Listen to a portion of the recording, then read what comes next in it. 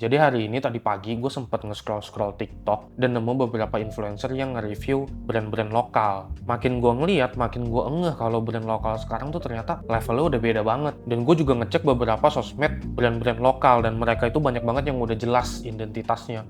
Brandnya itu apa, produknya itu apa, tone brandingnya itu apa di semua platformnya. Jadi kayak di Instagramnya itu udah rapi banget gitu. Kalau nge-scroll Instagramnya itu feednya tuh udah rapi banget. Cara mereka marketingnya tuh udah juga konsisten banget. Yang bikin gue ngerasa kayak waduh gila, PLFR itu masih jauh, levelnya tuh jauh banget kalau dibanding sama mereka. Gue tuh kayak masih di bawahnya.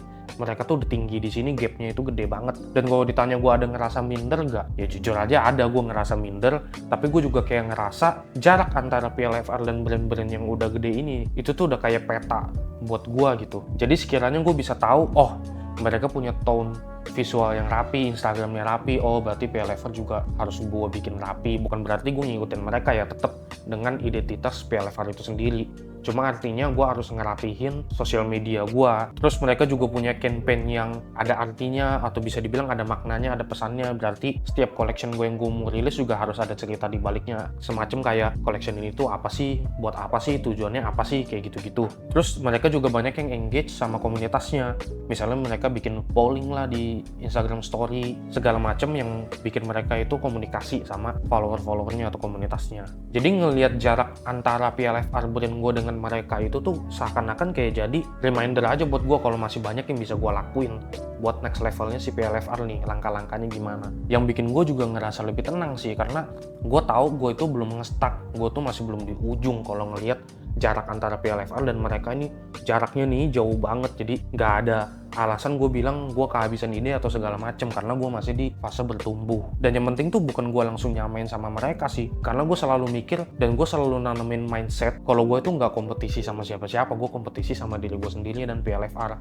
Gimana caranya gue lebih bagus dari gue yang kemarin, gimana caranya PLFR lebih bagus dari PLFR yang kemarin. Jadi selama brand gue bisa better dari bulan lalu, dari tahun lalu, ataupun dari kemarin, menurut gue itu udah kemajuan. Jadi ya dari gue nontonin influencer-influencer ini yang nge-review brand-brand lokal, gue tuh kayak diingetin, bro, masih banyak banget yang bisa gue lakuin, dan gue itu masih jauh banget dari kata nge-stuck. Dan sekarang fokus gue itu satu, gimana cara gue naikin standar dari PLFR, dan dengan pace gue sendiri. Gue gak perlu ngerasa terburu-buru, gue gak perlu merasa gue lagi berkompetisi dengan brand-brand lain, karena gue takutnya, karena gue merasa terburu-buru, keputusan yang gue bikin tuh akhirnya keputusan-keputusan yang impulsif, bukan yang gue pikirkan secara matang. Jadi takutnya gue keluar dari identitasnya si PLFR. Gimana caranya gue ngembangin PLFR supaya brand ini tuh bisa lebih baik dari kemarin, bisa lebih baik dari minggu lalu, bulan lalu, ataupun tahun lalu. Mau itu cuma lebih better 1% dibanding sebelumnya, yang dimana gue harap bisa lebih dari 1%. Tapi kalau misalnya gue bisa kembangin PLFR dari waktu ke waktu secara konsisten, gue yakin ujung-ujungnya PLFR itu akan menuju ke sana, ke level dimana mereka brand-brand lokal ini yang sekarang udah gede itu berada.